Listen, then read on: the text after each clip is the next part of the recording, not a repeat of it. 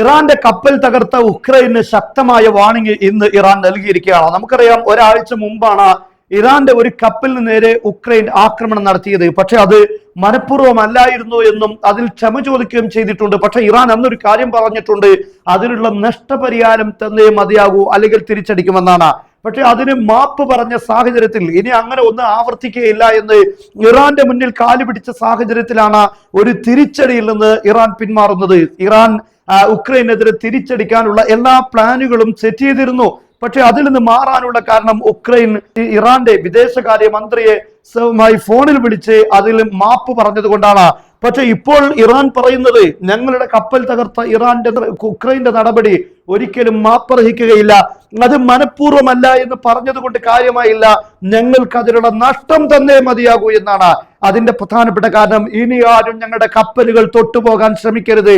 അമേരിക്കയുടെയോ ഇസ്രയേലിന്റെയോ വാക്ക് കേട്ടുകൊണ്ട് ഞങ്ങളുടെ കപ്പലുകളെയോ ഞങ്ങളുടെ സംവിധാനങ്ങളെയോ തൊടാൻ ശ്രമിച്ചു കഴിഞ്ഞാൽ അതിന് ഗുരുതരമായ പ്രത്യാഘാതങ്ങൾ ഉണ്ടാകുമെന്ന് ലോകത്തിലുള്ള എല്ലാ ശക്തികളെയും രാഷ്ട്രങ്ങളെയും വിളിച്ചറിയിക്കുന്ന അതിശക്തമായൊരു മുന്നറിയിപ്പാണ് ഇറാൻ ഇതിലൂടെ നൽകിയിരിക്കുന്നത്. ഇപ്പോൾ പറയുന്നത്, ഞങ്ങൾ ഒരിക്കലും അത് മനഃപൂർവ്വമല്ല എന്ന് പറയുന്ന വാക്കുകൊണ്ട് ഞങ്ങൾ തൃപ്തരല്ല, മറിച്ച് ഞങ്ങൾക്ക് അതിനുള്ള നഷ്ടപരിഹാരം നൽകിയേ മതിയാകൂ, അല്ല എങ്കിൽ നഷ്ടപരിഹാരം ലഭിക്കാനുള്ള വേണ്ട കാര്യങ്ങൾ ഞങ്ങൾ ചെയ്യുമെന്നാണ് ഇറാൻ ഇപ്പോൾ പ്രഖ്യാപിച്ചിരിക്കുന്നത്.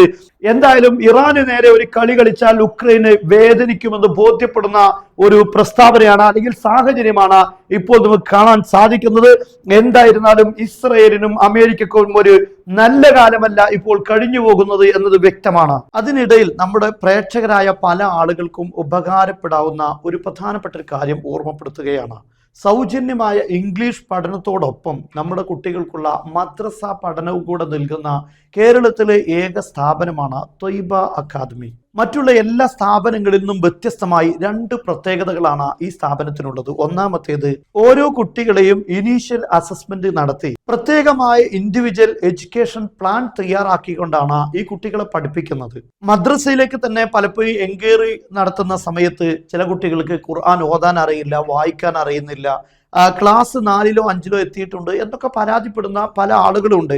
അങ്ങനെയുള്ള കുട്ടികളെയെല്ലാം ഇതിലൂടെ നമുക്ക് അസസ്മെന്റ് സെഷൻ നടത്തി ആ കുട്ടിയെക്കുറിച്ച് കൃത്യമായി മനസ്സിലാക്കി അതിനനുസരിച്ചുള്ള ഒരു എഡ്യൂക്കേഷൻ പ്ലാനാണ് മദ്രസ തയ്യാറാക്കുന്നത്. രണ്ടാമത്തെ കാര്യം, ഫ്രീ ഇംഗ്ലീഷ് ലേണിംഗ്. നമ്മുടെ കുട്ടികൾക്ക് സ്കൂളിലാണെങ്കിലും ഏറ്റവും ഉന്നതമായ സ്ഥാനത്തെത്താൻ അവരെ പര്യാപ്തമാക്കുന്ന ഒരു രീതിയാണ് ഈ പ്ലാനിങ്ങിലൂടെ അക്കാദമി തയ്യാറാക്കുന്നത്. കുട്ടികൾക്ക് ഫ്ലുവൻ്റ് ആയി വായിക്കാനും സംസാരിക്കാനും അതോടൊപ്പം ഇംഗ്ലീഷ് ഗ്രാമറുകളെല്ലാം പഠിപ്പിക്കുന്ന രീതിയാണ്, അത്തരത്തിലൊരു സിലബസ് ആണ് ഇതിൽ തയ്യാറാക്കിയിട്ടുള്ളത്. നമ്മൾ വിദേശത്തായതുകൊണ്ടോ അല്ലെങ്കിൽ മദ്രസയിൽ പഠിപ്പിക്കാൻ എന്തെങ്കിലും രീതിയിൽ തടസ്സം നേരിടുന്ന ആളുകൾക്കോ ഇതൊരു പക്ഷേ വലിയ ഉപകാരമാകാനുള്ള സാധ്യതയുണ്ട്. എന്നാൽ മദ്രസയോടൊപ്പം തന്നെ അവർക്ക് ഇംഗ്ലീഷും ലഭിക്കുന്നു എന്നതാണ് കേരളത്തിൽ ഓൺലൈൻ രംഗത്ത്, മദ്രസ രംഗത്ത് ഈ സ്ഥാപനത്തിന്റെ മാത്രം പ്രത്യേകത.